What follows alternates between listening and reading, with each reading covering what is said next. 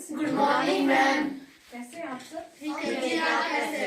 बिल्कुल ठीक। ठीक है, आपसे मैं कुछ प्रश्न पूछूंगी, है ना?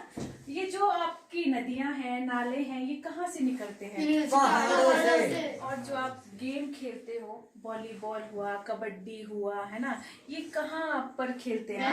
मैदान में। ये जो मैदान है, ये पहाड़ है, इनको हम क्या बोलते हैं? धरती के रूप। धरती के रूप। तो हम आज पढ़ेंगे इन्हीं रूपों के बारे में, इन्हीं भौतिक स्वरूपों के बारे में, है ना? और वो भी भारत के भौतिक स्वरूप। तो आज हमारा टॉपिक है भारत के भौतिक स्वरूप। भौतिक स्वरूप।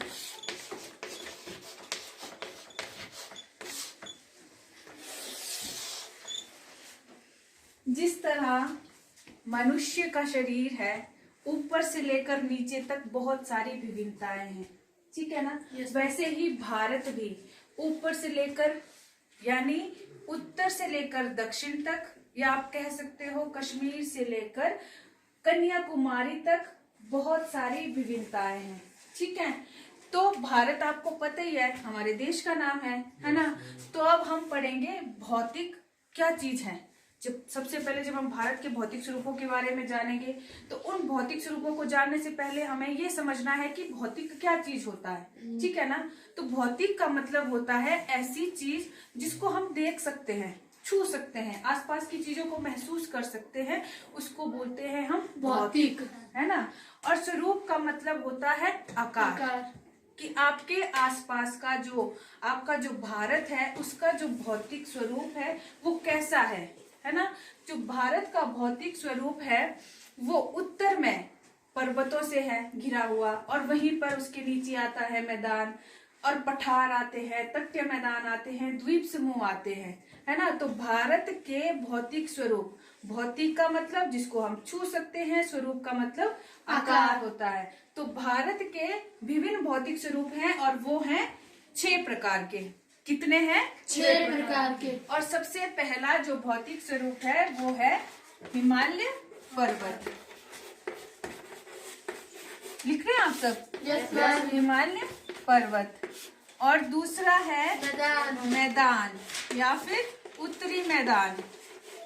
तीसरा है प्रायद्वीपीय पठार। प्रायद्वीपीय पठार। चौथा मरुस्थल।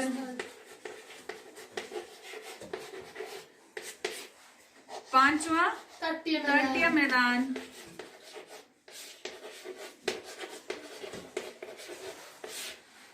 फिर आता है द्वीप समूह।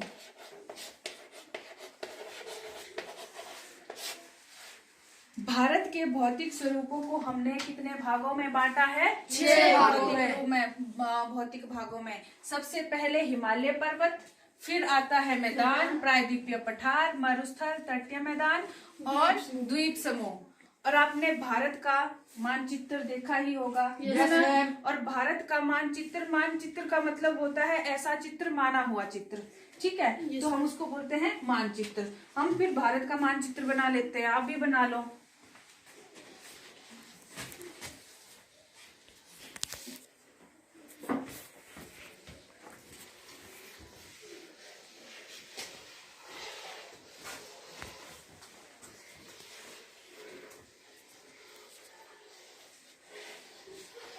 ये क्या बनाने हैं हम? मानचित्र। भारत का मानचित्र। भारत का मानचित्र। ये है भारत का मानचित्र। सबने बनाया? Yes ma'am. तो हिमालय पर्वत को सबसे पहले हमने डिफाइन करना है कि हिमालय पर्वत कहाँ पर है। हिमालय पर्वत आपके सबसे उत्तर दिशा में स्थित है, ठीक है? सबसे उत्तर दिशा में स्थित है आपके हिमालय पर्वत। हिमालय पर्वत उत्तर दिशा में स्थित है, और इनका निर्माण हुआ है बलन के द्वारा, संपीड़न के द्वारा। ठीक है। हिमालय पर्वत का निर्माण हुआ है गलन के द्वारा, संपीड़न के द्वारा, यानी पृथ्वी की आंतरिक हलचलों के द्वारा। जो भी हमारे भौतिक स्वरूप है ये पृथ्वी में उत्पन्न या अंदर हो सकती है या बाह्य हो सकती है। इन हलचलों के कारण हमारे स्वरूपों का निर्माण हुआ है। और ये जो पर्वत है, हिमालय पर्वत है, इनका निर्माण हुआ है पृथ्वी की आंतरिक हलचलों के कारण। जिस समय पृथ्वी की उत्पत्ति या निर्माण हो रहा था उसमें पृथ्वी कुछ प्लेटों में कुछ प्लेटें बनी पृथ्वी के अंदर, और उन्हीं प्लेटें जब एक दूसरे को परस्पर धकेलती रही तो उन चीजों से भी हमारे जो भौतिक स्वरूप है उनका निर्माण हुआ। हिमालय पर्वत का निर्माण भी वैसे ही प्लेटों से हुआ है। ठीक है। उनमें से एक भारत की प्लेट थी, एक चीन की प्लेट थी जो आपस में टकराई। जब ये आपस में टकराई तो वहां पे आपके पर्वतों का निर्माण हुआ, है ना। तो ये जो हिमालय पर्वत हैं ये हमारे पर्वत युवा पर्वत है, आज भी इनका निर्माण हो रहा है ना। हिमालय पर्वत उत्तर दिशा में स्थित हैं और ये हिमालय पर्वत एक ऐसी श्रृंखला है जो विश्व की सबसे ऊंची पर्वत श्रृंखला है। ठीक है। हिमालय पर्वत के बाद दूसरा भौतिक स्वरूप आता है हमारा मैदान।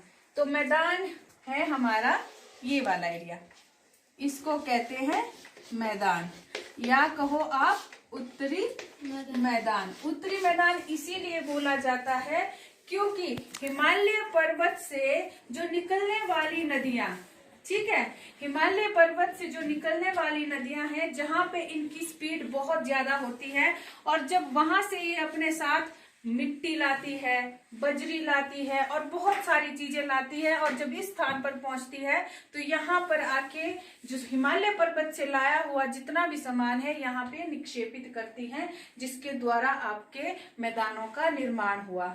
ठीक है। हिमालय पर्वत से निकलने वाली नदियां उनके द्वारा लाई गई मिट्टी के द्वारा हुआ है उत्तरी मैदान का निर्माण। ठीक है। उसके बाद आता है हमारा प्रायद्वीपीय पठार। प्रायद्वीपीय पठार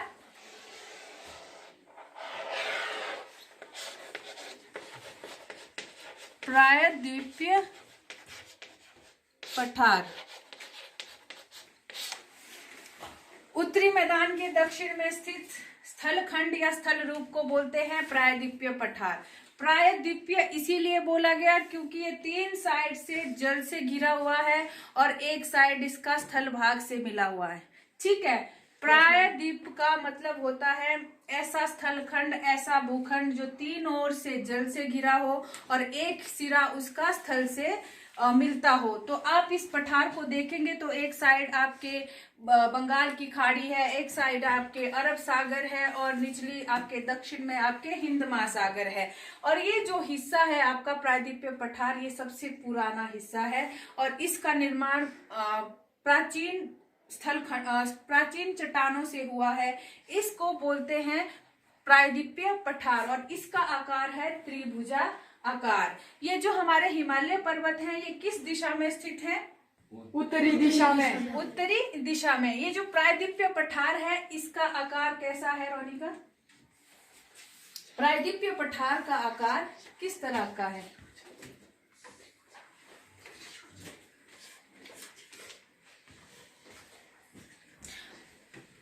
ज्योति बैठ थोड़ी त्रिभुजा आकार का है प्रायद्वीपीय पठार। नीचे बैठ जाओ। Very good. उसके बाद आता है मरुस्थल। ठीक है। हमने पढ़े हिमालय पर्वत के बारे में, उत्तरी मैदान के बारे में, प्रायद्वीपीय पठार के बारे में। अब हम पढ़ेंगे किसके बारे में? मरुस्थल के बारे में। ये है आपका मरुस्थल। मरुस्थल, ये मरुस्थल भारत के पश्चिम दिशा में स्थित है।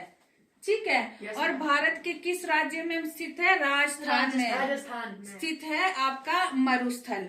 और मरुस्थल भारतीय उपमहाद्वीप का मरुस्थल है जिसको हम बोलते हैं थार मरुस्थल।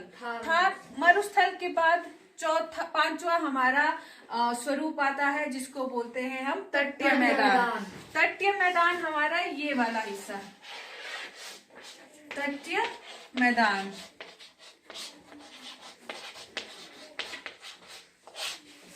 तटीय मैदान समुद्र के साथ जो लगते इलाके होते हैं उनको बोलते हैं तट, या तटीय। ठीक है, मैदान इसीलिए बोला गया है क्योंकि पेनिनसुला जो आपका प्रायद्वीपीय पठार है, इससे निकलने वाली जो नदियां हैं उनके द्वारा लाई गई जो सामान है, बजरी है, रेत है ना, उनके द्वारा उन्होंने यहाँ पर निक्षेपित की, जिसके द्वारा मैदान का निर्माण हुआ।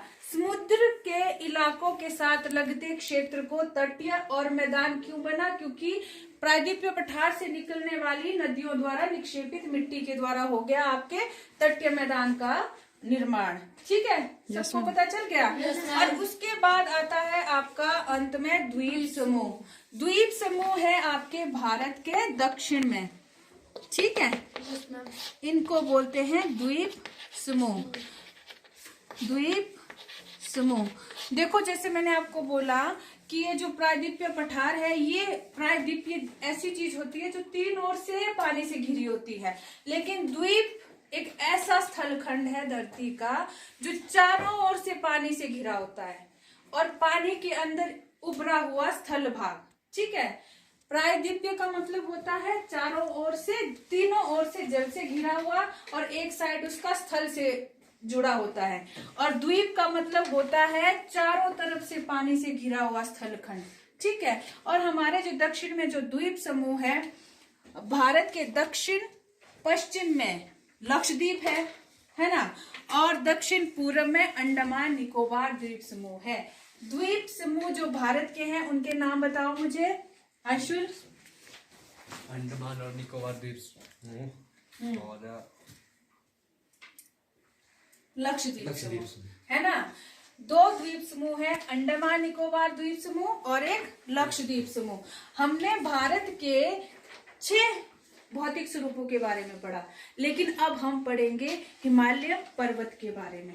ठीक है, हिमालय पर्वत के बारे में कैसे पढ़ेंगे हम डिटेल में। और आप हिमालय पर्वत को समझने के लिए सबसे पहले भारत का मैप बनाएंगे। ठीक है, हिमालय का मैप बनाएंगे।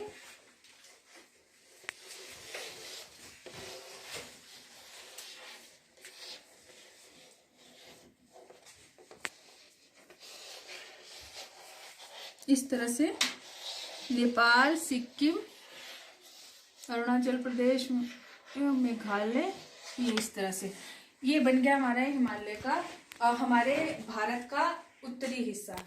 ठीक है, और हिमालय पर्वत जैसे आपको पता ही है कि हिमालय पर्वत का निर्माण बलन के द्वारा हुआ, संपीड़न के द्वारा हुआ।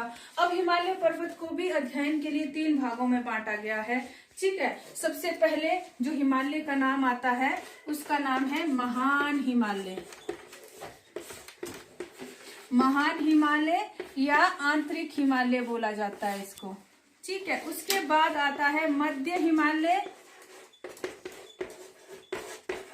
मध्य हिमालय और फिर शिवालिक। कितने भागों में हमने हिमालय को बांटा? 3 भागों में। नंबर 1 महान हिमालय, नंबर 2 मध्य हिमालय, नंबर 3 शिवालिक। ठीक है, महान हिमालय भारत का सबसे उत्तरी हिस्सा, ये है आपका महान हिमालय। महान हिमालय में आपके सबसे ऊंची चोटी भी है और उसका नाम है माउंट एवरेस्ट। ठीक है, महान हिमालय में एक सबसे ऊंची पर्वत चोटी है जिसका नाम है माउंट एवरेस्ट, जो आपके नेपाल में है। ठीक है, माउंट एवरेस्ट कहाँ पे स्थित है? नेपाल में। और महान हिमालय की जो औसत ऊंचाई होती है वो होती है 6000 मीटर। कितनी होती है महान हिमालय की ऊंचाई? 6000 मीटर। उसके बाद आता है आपका मध्य हिमालय। मध्य हिमालय आपके महान हिमालय के नीचे की पेटी। ठीक है, इसको बोलते हैं मध्य हिमालय। मध्य हिमालय, मध्य हिमालय की औसत ऊंचाई होती है 3500 मीटर से लेकर 4500 मीटर तक। ठीक है, मध्य हिमालय की जो औसत ऊंचाई होती है वो 3500 मीटर से लेकर 4500 मीटर। और इसकी जो श्रेणियां हैं, जो प्रमुख श्रेणियां हैं वो हैं, नंबर 1 पीर पंजाल श्रेणी जो आपके कुल्लू में भी है, चंबा में भी है, ठीक है। उसके बाद धौलाधार श्रेणियां और महाभारत श्रेणियां। पीर पंजाल आपके चंबा कुल्लू से होती हुई जाती है और धौलाधार आपके कांगड़ा में स्थित है। और ये कहाँ आती है? आपके मध्य हिमालय में आती है। और महान हिमालय में आपकी सबसे ऊंची ऊंची चोटियां आती है, जिसमें से एक प्रमुख है एवरेस्ट, ठीक है। मध्य हिमालय की जो श्रेणियां हैं वो है पीर पंजाल और धौलाधार श्रृंखलाएं। और इन मध्य हिमालय की औसत ऊंचाई होती है 3500 मीटर से लेकर 4500 मीटर तक, ठीक है ना। फिर आती है शिवालिक। शिवालिक आपकी सबसे निचली जो पर्वत श्रेणियां हैं उनको बोला जाता है शिवालिक। और शिवालिक का मतलब होता है शिव की अलकें या जटाएं, ठीक है। हिमालय पर्वत को 3 भागों में विभाजित किया, महान हिमालय, मध्य हिमालय, शिवालिक। महान हिमालय की विशेषता ये है कि यहाँ पे सबसे ऊंची ऊंची पर्वत चोटियां हैं, ठीक है। मध्य हिमालय महान हिमालय के दक्षिण में स्थित है और इनकी औसत ऊंचाई है 3500 मीटर से लेकर 4500 मीटर तक।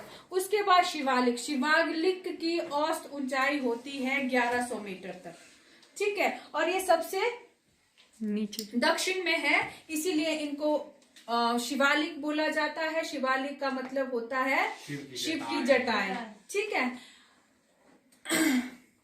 अंशुल, हिमालय को कितने भागों में बांटा है? 3। कौन कौन से वो? महान हिमालय, मध्य हिमालय, शिवालिक। बैठ जाओ नीचे। जो महान हिमालय है, महान हिमालय की औसत ऊंचाई कितनी है? कौन बताएगा मुझे? बोलो रोनिका। 6000 मीटर। महान हिमालय या जो आपका हिमालय पर्वत है, इस पर्वत की सबसे ऊंची पर्वत का नाम बताओ मुझे। कौन बताएगा? दिनेश बताओ। Mount Everest. Mount Everest, very good. बैठ जाओ। आज हमने पढ़ा भारत के भौतिक स्वरूप, और भारत के भौतिक स्वरूप कितने हैं? 6 हैं। आप उनका नाम मेरे साथ ले लो। नंबर 1 हिमालय पर्वत, फिर था मैदान, प्रायद्वीप में पठार, मरुस्थल, तटीय मैदान, द्वीपीय समूह। और इसमें भी हमने किसके बारे में पढ़ा? हिमालय पर्वत के बारे में। हिमालय पर्वत को कितने भागों में विभाजित किया है? 3 भागों में। कौन कौन से? महान हिमालय, मध्य हिमालय और शिवालिक, ठीक है। और अब मैं आपसे कुछ प्रश्न पूछती हूँ, है ना। विद्यासागर, खड़े हो जाइए। आप मुझे ये बताइए कि हमारा जो भारत के भौतिक स्वरूप है वो कितने भागों में विभक्त किए हैं? 6। बैठ जाओ। हिमानी, भौतिक जो स्वरूप है उनके नाम बताइए। हिमालय पर्वत, महान हिमालय, हाँ जी, मध्य हिमालय। हाँ जी। बैठ जाओ नीचे। ज्योति, आप बताओ मुझे।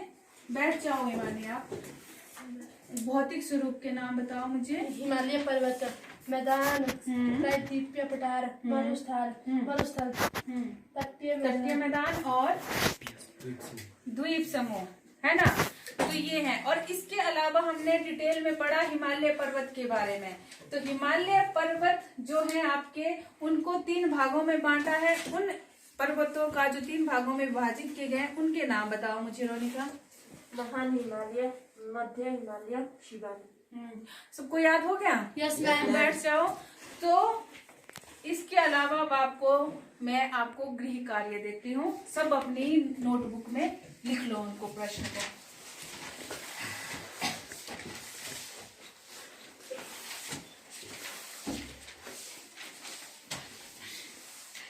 भारत को कितने भौतिक स्वरूपों में बांटा गया है? नंबर 1, भारत को कितने भौतिक स्वरूपों में बांटा गया है?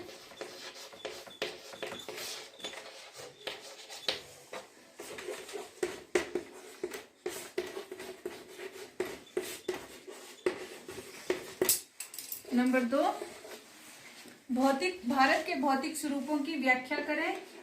भारत के भौतिक स्वरूपों की व्याख्या करें।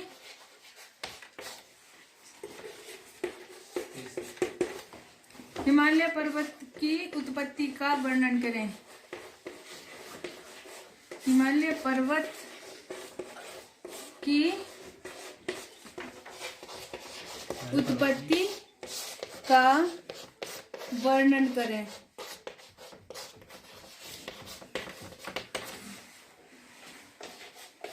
महान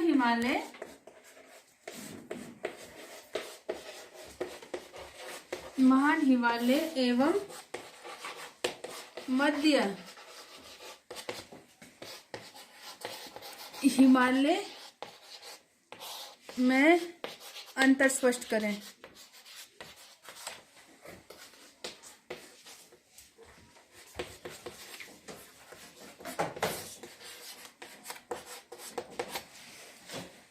पहला प्रश्न है, भारत को कितने भौतिक स्वरूपों में बांटा गया है। दूसरा है, भारत के भौतिक स्वरूपों की व्याख्या करें।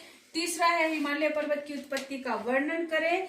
चौथा है, महान हिमालय एवं मध्य हिमालय में अंतर स्पष्ट करें। ठीक है, यस मैम। धन्यवाद।